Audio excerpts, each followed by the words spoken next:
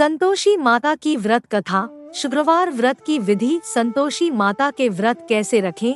इस व्रत को करने वाला कथा कहते व सुनते समय हाथ में गुड़ व भुने चने रखें। सुनने वाला संतोषी माता की जय। संतोषी माता की जय। इस प्रकार जय जयकार मुख से बोलते जाएं। कथा समाप्त होने पर हाथ का गुड़ चना गौ माता को खिलावे। कलश में रखा हुआ गुड़ चना सबको प्रसाद के रूप में बांट दें। कथा से पहले कलश को जल से भरे, उसके ऊपर गुड़ चने से भरा कटोरा रखें। कथा समाप्त होने और आरती होने के बाद कलश के जल को घर में सब जगहों पर छिड़कें और बचा हुआ जल तुलसी की क्यारी में डाल देवें। ₹1.25 का गुड़ चना लेकर माता का व्रत करें। गुड़ घर में हो तो लेवें। विचार न करें क्योंकि माता भावना की भूखी है। कम ज्यादा का कोई विचार नहीं, इसलिए जितना भी बन पड़े अर्पण करें। श्रद्धा और प्रेम से प्रसन्न मन हो व्रत करना चाहिए। व्रत के उद्यापन में 2.5 सेर खजा, मोमनदार पूरी, खीर, चने का शाक नैवेद्य रखें। घी का दीपक जला संतोषी माता की जय जयकार बोल नारियल फोड़े। इस दिन घर में कोई खटाई न खावे और न किसी को खाने को दे। इस दिन 8 लड़कों को भोजन करावें। देवर जेठ के लड़के मिलते हों तो दूसरों को न बुलाना। कुटुंब में न मिले तो ब्राह्मणों के, रिश्तेदारों के या पड़ोसियों के लड़के बुलावे। उन्हें खटाई की कोई वस्तु न दे तथा भोजन कराकर यथाशक्ति दक्षिणा देवे। नगद पैसे न दे, कोई वस्तु दक्षिणा में दे। व्रत करने वाला कथा सुन प्रसाद ले, एक समय भयाजन करे। इस तरह से माता प्रसन्न होगी और दुख दरिद्रता दूर होकर मनोकामना पूरी होगी। शुक्रवार व्रत कथा। वैभव। लक्ष्मी माता। एक बुढ़िया थी, उसके 7 पुत्र थे। 6 कमाने वाले, एक निकम्मा था। बुढ़िया माँ 6 पुत्रों की रसोई बनाती, भोजन कराती। जो बचता सो 7वें पुत्र को दे देती थी, परंतु वह बड़ा भोला था, मन में विचार न करता था।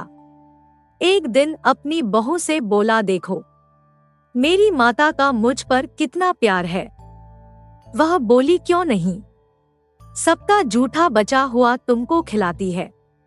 वह बोला, ऐसा भी कहीं हो सकता है। मैं जब तक अपनी आंखों से न देखूं मान नहीं सकता। बहू ने कहा, देख लोगे तब तो मानोगे। कुछ दिन बाद बड़ा त्योहार आया।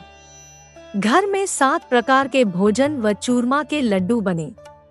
वह जांचने को सिर दर्द का बहाना कर पतला कपड़ा सिर पर ओढ़कर रसोई में सो गया और कपड़े में से सब देखता रहा।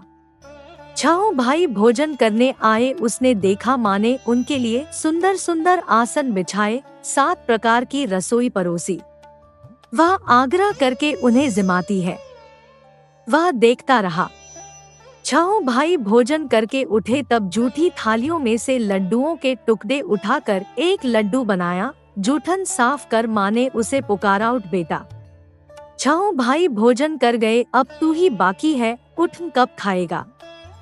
वह कहने लगा, माँ मुझे भोजन नहीं करना, मैं परदेश जा रहा हूँ। माता ने कहा, कल जाता हो तो आज चला जा। वह बोला, हाँ हाँ आज ही जा रहा हूँ। यह कहकर वह घर से निकल गया। चलते समय बहू की याद आई। वह गौशाला में कंडे थाप रही थी। जाकर बोला, हम जावे परदेश को, आवेंगे कुछ काल। तुम रहियो संतोष से, धर्म आपनो पाल। वह बोली, जाओ पिया, आनंद से हमरो सोच हटाए। राम भरोसे हम रहे, ईश्वर तुम्हें सहाय। देवो निशानी आपनी देख, धरु मन धीर। सुधी हमारी न बिसारियो, रखियो मन गंभीर। वह बोला, मेरे पास तो कुछ भी नहीं, यह अंगूठी है, सो ले लो और अपनी निशानी मुझे दे। वह बोली, मेरे पास क्या है, यह गोबर भरा हाथ है। यह कह उसकी पीठ में गोबर के हाथ की थाप मार दी। वह चल दिया। चलते चलते दूर देश में पहुंचा। वहां एक साहूकार की दुकान थी। वहीं जाकर कहने लगा, भाई मुझे नौकरी पर रख लो। साहूकार को जरूरत भी थी। बोला, रह जा। लड़के ने पूछा, तनख्वाह क्या दोगे। साहूकार ने कहा, काम देखकर दाम मिलेंगे। साहूकार की नौकरी मिली। वह सवेरे 7 बजे से रात तक नौकरी करने लगा। कुछ दिनों में साहूकार का सारा लेन देन का हिसाब, ग्राहकों को माल बेचना, सारा काम करने लगा। साहूकार के 7/8 नौकर थे। सब चक्कर खाने लगे कि यह तो बहुत होशियार बन गया। सेठ ने भी काम देखा और 3 महीने में उसे आधे मुनाफे का साझीदार बना लिया और 12 वर्ष में नामी सेठ बन गया और मालिक सारा कारोबार उसके ऊपर छोड़कर बाहर चला गया। अब बहू पर क्या बीती सुनो। सास ससुर उसे दुख देने लगे, सारी गृहस्थी का काम करा के उसे लकड़ी लेने जंगल में भेजते और घर की रोटियों के आटे से जो भूसी निकलती उसकी रोटी बनाकर रख दी जाती और फूटी नारियल की नरेली में पानी। इस तरह दिन बीतते रहे। एक दिन वह लकड़ी लेने जा रही थी कि रास्ते में बहुत सी स्त्रियां संतोषी माता का व्रत करती दिखाई दी। वह वहां खड़ी हो कथा सुन बोली, भिनो तुम किस देवता का व्रत करती हो और इसके करने से क्या फल होता है? इस व्रत के करने की क्या विधि है? यदि तुम अपने इस व्रत का विधान मुझे समझाकर कहोगी तो मैं तुम्हारा बड़ा एहसान मानूंगी। तब उनसे एक स्त्री बोली, सुनो, यह संतोषी माता का व्रत है। इसके करने से निर्धनता, दरिद्रता का नाश होता है, लक्ष्मी आती है, मन की चिंताएं दूर होती है। घर में होने से मन को सुख, प्रसन्नता और शांति मिलती है। व्रत के दिन घर में खटाई कोई न खावे। यह सुनकर बहू चल दी। रास्ते में लकड़ी के बोझ को बेच दिया और उन पैसों से गुड़ चना ले माता के व्रत की तैयारी कर आगे चली और सामने मंदिर देख पूछने लगी, यह मंदिर किसका है? सब बच्चे कहने लगे, संतोषी माता का मंदिर है। यह सुन माता के मंदिर में जा माता के चरणों में लौटने लगी। दीन हो विनती करने लगी, माँ मैं निपट मूर्ख हूँ, व्रत के नियम कुछ जानती नहीं, मैं बहुत दुखी हूँ। हे माता जगत जननी, मेरा दुख दूर कर, मैं तेरी शरण में हूँ। माता को दया आई। एक शुक्रवार बीता कि दूसरे शुक्रवार को ही इसके पति का पत्र आया और तीसरे को उसका भेजा पैसा भी आ पहुँचा। यह देख जेठानी मुँह सिकोड़ने लगी, इतने दिनों में इतना पैसा आया, इसमें क्या बड़ाई है? लड़के ताने देने लगे कि काफी पत्र आने लगे, रुपया आने लगा, अब तो काकी की खातिर बढ़ेगी, अब तो काकी बुलाने से भी नहीं बोलेगी। बेचारी सरलता से कहती, भैया पत्र आवे, रुपया आवे तो हम सबके लिए अच्छा है। ऐसा कहकर आंखों में आंसू भरकर संतोषी माता के मंदिर में आ मातेश्वरी के चरणों में गिरकर रोने लगी, माँ मैंने तुमसे पैसा नहीं मांगा, मुझे पैसे से क्या काम है, मुझे तो अपने सुहाग से काम है, मैं तो अपने स्वामी के दर्शन और सेवा मांगती हूँ। तब माता ने प्रसन्न होकर कहा, जा बेटी, तेरा स्वामी आएगा। यह सुन खुशी से बावली होकर घर जा काम काज करने लगी। अब संतोषी माँ विचार करने लगी, इस भोली पुत्री से मैंने कह तो दिया तो पति आवेगा, पर आवेगा कहाँ से? वह तो इसे स्वप्न में भी याद नहीं करता। उसे याद दिलाने के लिए मुझे जाना पड़ेगा। इस तरह माता बुढ़िया के स्वप्न में जा प्रकट हो कहने लगी, साहूकार के बेटे, सोता है या जागता है? वह बोला, माता सोता भी नहीं हूँ, जागता भी नहीं हूँ, बीच में ही हूँ, कहो क्या आज्ञा है? माँ कहने लगी, तेरा घर बार कुछ है या नहीं? वह बोला, मेरा सब कुछ है माँ बाप, भाई बहन व बहू, क्या कमी है? माँ बोली, भोले पुत्र, तेरी स्त्री घोर कष्ट उठा रही है, तेरे माँ बाप उसे दुख दे रहे हैं, वह तेरे लिए तरस रही है, तू उसकी सुधि ले। वह बोला, माता यह तो मुझे मालूम है, परंतु जाऊं कैसे? परदेश की बात है, लेन देन का कोई हिसाब नहीं, जाने का कोई रास्ता नजर नहीं आता, कैसे चला जाऊं? माँ कहने लगी, मेरी बात मान, सवेरे नहा धोकर माता का नाम ले, घी का दीपक जला, दंडवत कर दुकान पर जा बैठना, देखते देखते तेरा लेन देन चुक जाएगा, माल बिक जाएगा, सांझ होते होते धन का ढेर लग जाएगा। तब सवेरे बहुत जल्दी उठ उसने लोगों से अपने सपने की बात कही तो वे सब उसकी बात अनसुनी कर दिल्लगी उड़ाने लगे, कहीं सपने भी सच होते हैं। एक बूढ़ा बोला, देख भाई, मेरी बात मान, इस तरह सांच झूठ करने के बदले देवता ने जैसा कहा है वैसा ही करना, तेरा इसमें क्या जाता है। अब बूढ़े की बात मान वह नहा धोकर संतोषी माता को दंडवत कर घी का दीपक जलाकर दुकान पर जा बैठा। थोड़ी देर में क्या देखता है कि देने वाले रुपया लाए, लेने वाले हिसाब लेने लगे। कोठे में भरे सामानों के खरीदार नगद दाम में सौदा करने लगे। शाम तक धन का ढेर लग गया। माता का यह चमत्कार देख खुश हो मन में माता का नाम ले घर जाने के वास्ते गहना कपड़ा खरीदने लगा और वहाँ के काम से निपट कर तुरंत रवाना हुआ। वहाँ बहू बेचारी जंगल में लकड़ी लेने जाती है। लौटते वक्त माता जी के मंदिर में विश्राम करती है। वह तो उसका रोज रुकने का स्थान ठहरा। दूर से धूल उठती देखकर वह माता से पूछती है, हे माता, यह धूल कैसी उड़ रही है। माँ कहती है, हे पुत्री, तेरा पति आ रहा है। अब तू ऐसा कर, लकड़ियों के 3 बोझ बना ला, एक नदी के किनारे रख, दूसरा मेरे मंदिर पर और तीसरा अपने सिर पर रख। तेरे पति को लकड़ी का गट्ठा देख मोह पैदा होगा। वह वहाँ रुकेंगे, नाश्ता पानी बना खा पीकर माँ से मिलने जाएगा। तब तू लकड़ी का बोझा उठाकर जाना और बीच चौक के गट्ठा डालकर 3 आवाजें लगाना, लो सासू जी, लकड़ियों का गट्ठा लो, भूसे की रोटी दो और नारियल के खोपड़े में पानी दो, आज मेहमान कौन आया है। माँ की बात सुन, बहुत अच्छा माता, कहकर प्रसन्न हो लकड़ियों के 3 गट्ठे ले आई। एक नदी के तट पर, एक माता के मंदिर पर रखा। इतने में ही मुसाफिर आ पहुंचा। सूखी लकड़ी देख उसके पति की इच्छा हुई कि यही निवास करे और भोजन बना खा पीकर गाँव जाए। इस प्रकार भोजन बना विश्राम करके वह गाँव को गया। जब वह सबसे प्रेम से मिल रहा था, उसी समय बहू सिर पर लकड़ी का गट्ठा लिए आती है। लकड़ी का भारी बोझ आंगन में गैर जोर से 3 आवाज देती है, लो सासू जी, लकड़ी का गट्ठा लो, भूसे की रोटी दो, नारियल के खोपड़े में पानी दो, आज मेहमान कौन आया है। यह सुनकर उसकी सास अपने दिए हुए कष्टों को भुलाने हेतु कहती है, बहू, ऐसा क्यों कहती है, तेरा मालिक ही तो आया है। आप बैठ, मीठा भात खा, भोजन कर, कपड़े गहने पहन।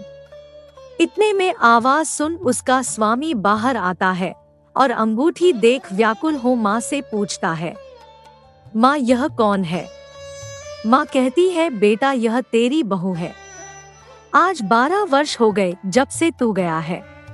तब से सारे गांव में जानवर की तरह भटकती रहती है। काम काज घर का कुछ नहीं करती है। 4 समय आकर खा जाती है। अब तुझे देखकर भूसी की रोटी और नारियल के खोपड़े में पानी मांगती है। वह लज्जित होकर बोला, ठीक है माँ, मैंने इसे भी देखा है और तुम्हें भी देखा है। अब मुझे दूसरे घर की ताली दे तो उसमें रहूं। तब माँ बोली, ठीक है बेटा, जैसी तेरी मर्जी, कहकर ताली का गुच्छा पटक दिया। उसने ताली ले दूसरे कमरे में जो तीसरी मंजिल के ऊपर था, खोलकर सारा सामान जमाया। एक दिन में ही वहाँ राजा के महल जैसा ठाट बाट बन गया। अब क्या था, वे दोनों सुखपूर्वक रहने लगे। इतने में अगला शुक्रवार आया। बहू ने अपने पति से कहा कि मुझको माँ का उद्यापन करना है। वह तुरंत ही उद्यापन की तैयारी करने लगी। जेठ के लड़कों को भोजन के लिए कहने गई।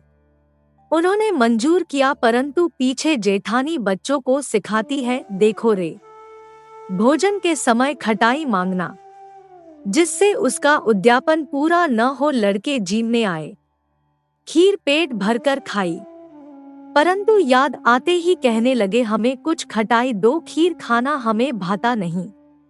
देखकर अरुचि होती है। बहू कहने लगी, खटाई किसी को नहीं दी जाएगी, यह तो संतोषी माता का प्रसाद है। लड़के उठ खड़े हुए बोले, पैसे लाओ।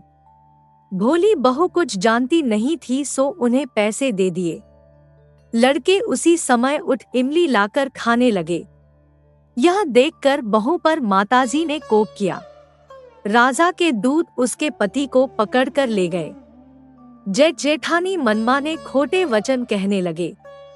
लूट लूट कर धन इकट्ठा कर लाया था, सो राजा के दूत उसको पकड़कर ले गए। अब सब मालूम पड़ जाएगा जब जेल की मार खाएगा। बहू से वचन सहन नहीं हुए। बहू रोती रोती माता के मंदिर में गई। हे माता, तुमने यह क्या किया? हंसाकर अब क्यों रुलाने लगी? माता बोली, पुत्री, तूने उद्यापन करके मेरा व्रत भंग किया, इतनी जल्दी सब बातें भुला दी। वह कहने लगी, माता भूली तो नहीं हूं, न कुछ अपराध किया है। मुझे तो लड़कों ने भूल में डाल दिया। मैंने भूल से उन्हें पैसे दे दिए, मुझे क्षमा करो। माँ बोली, ऐसी कहीं भूल होती है? वह बोली, माँ मुझे माफ कर दो, मैं फिर तुम्हारा उद्यापन करूंगी। माँ बोली, अब भूल जा पुत्री, तेरा मालिक तुझे रास्ते में ही आता मिलेगा। वह घर को चली। राह में पति आता मिला। उसने पूछा, कहाँ गए थे? तब वह कहने लगा, इतना धन जो कमाया है उसका टैक्स राजा ने मांगा था, वह भरने गया था। वह प्रसन्न हो बोली, भला अब घर चलो। कुछ दिन बाद फिर शुक्रवार आया। वह बोली, मुझे माता का उद्यापन करना है। पति ने कहा, करो। फिर जेठ के लड़कों से भोजन को कहने गई। जेठानी ने एक दो बातें सुनाई और लड़कों को सिखा दिया कि तुम पहले ही खटाई मांगने लगना। लड़के कहने लगे, हमें खीर खाना नहीं भाता, जी बिगड़ता है, कुछ खटाई खाने को देना। वह बोली, खटाई खाने को नहीं मिलेगी, खाना हो तो खाओ। वह ब्राह्मण के लड़कों को लाकर भोजन कराने लगी। यथाशक्ति दक्षिणा की जगह एक एक फल उन्हें दिया। इससे संतोषी माँ प्रसन्न हुई। माता की कृपा होते ही 9वें मास उसको चंद्रमा के समान सुंदर पुत्र प्राप्त हुआ। पुत्र को लेकर प्रतिदिन माता जी के मंदिर जाने लगी। माँ ने सोचा कि वह रोज आती है, क्यों न मैं इसके घर चलूं, इसका आसरा देखूं तो सही। यह विचार कर माता ने भयानक रूप बनाया। गुड़ और चने से सना मुख, ऊपर सूंड के समान होंठ, उस पर मक्खियां भिनभिना रही थी। दहलीज में पांव रखते ही उसकी सास चिल्लाई, देखो रे, कोई चुड़ैल चली आ रही है। लड़को, इसे भगाओ नहीं तो किसी को खा जाएगी।